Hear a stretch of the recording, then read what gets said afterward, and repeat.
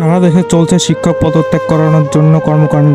জোর করে শিক্ষককে পদত্যাগ করাচ্ছেন শিক্ষার্থীরা। শিক্ষকদের নানাভাবে অপমান, অত্যাচার এবং অপমানের সাথে তাদেরকে পদত্যাগ করানো হচ্ছে। এটা মেধাবী শিক্ষার্থীদের কাছ থেকে কখনোই কাম্য নয়। শিক্ষাকে একদম নিম্ন পর্যায়ে নিয়ে গেছে কিছু শিক্ষার্থীর ব্যবহার ও অত্যাচার। এটা কখনোই একজন শিক্ষিত মেধাবী শিক্ষার্থীর কাছ থেকে কাম্য নয়। শিক্ষকরা হলেন সম্মানের পাত্র। শিক্ষকদের অপমান করা একদমই উচিত নয়। শিক্ষকরা ছাড়া শিক্ষা একদমই অচল। শিক্ষার্থীদের হাতে লাঞ্ছিত সিভিল সার্জন। শিক্ষার্থীরা টুপি খুলতে বললেন তাকে, চলেন কি করে দেখা যাক ভিডিওতে।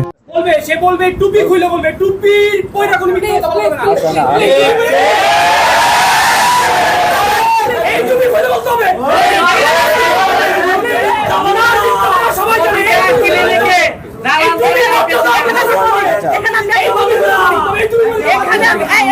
আপনাদের কথা শোনার জন্য সকাল থেকে এই পর্যন্ত ব্যবস্থা নাই। কিসের কথা? ছেলে মেয়ে আমাদের পায়জামা ধরে টান দেবে, চুরি করার সময় মনে ছিল না আমাদের ইজ্জত চলে যাবে, চুরি করার সময় মনে ছিল না এই পরিস্থিতি ক্রিয়েট হতে পারে। আপনারা চুরি করছেন, অন্তত এই সময়ে এই বাংলাদেশে চোরের কোনো জায়গা নেই। চুরি তো চুরি, বরঞ্চ দুর্নীতি বাজাবার চুরি।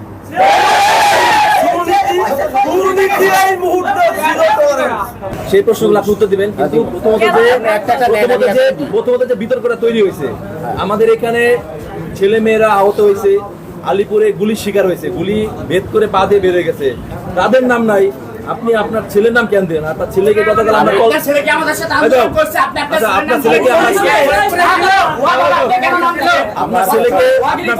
ছেলেকে আমরা আপনার ছেলেকে গতকাল কল দিছি আমি। কল আপনার ছেলেকে গতকাল কল দেওয়া হয়েছে। আমি বলি গতকাল কল দেওয়া হয়েছে, সে বলে যে সে থাকে ঢাকায়, বাড়ি ফরিদপুর, আন্দোলন করছে ভাঙাতে 4 তারিখে। ভাঙাতে 4 তারিখ কোন আন্দোলন হয় না, কিন্তু আর হ্যাঁ, সে বলছে যে তার বাবা এনজিওতে চাকরি করে। পরবর্তীতে আমরা সত্যতা পেলাম যে এটা আপনার ছেলে। আপনার ছেলে কেন এই লিস্টে আসবে? আমি একটু কথা বলি, আপনি এটা বলেন, স্পেসিফিক বলেন। আমার ছেলে 4 তারিখে ঢাকা শাহবাগে ওই বন্ধুদের সাথে গেছে, সেখানে সে দৌড় দিকে পড়িয়ে গেছে, পুলিশে 2-3টা বাড়ি দিয়েছে। বাড়ি দেওয়ার পর সে উঠছে, চলে আসছে, শোনেন,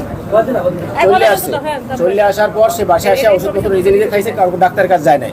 পরদিন সকালে আমার এখানে আসছে, আমার এখানে এসেও খোরাই হাঁটে, সে বলে না যে কি হয়েছে। পরে এক পর্যায়ে আমি জিজ্ঞেস করছি কি হয়েছে, তখন বলে আব্বা এই হয়েছে, কিন্তু আপনি চাকরি করেন দিকে আমি এটা বলি নাই।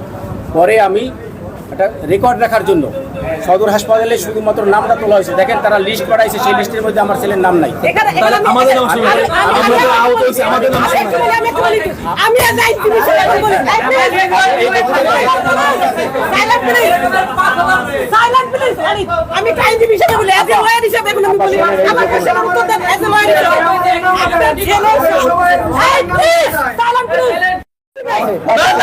আপনি এটা বলতে পারবেন না, আমি জানি। আপনি গণেশ কুমারকে ডাক দেন, আপনি গণেশ কুমারকে ডাক দেন, এখন আপনি ডাক দেন, তাছাড়া কথা বলাই।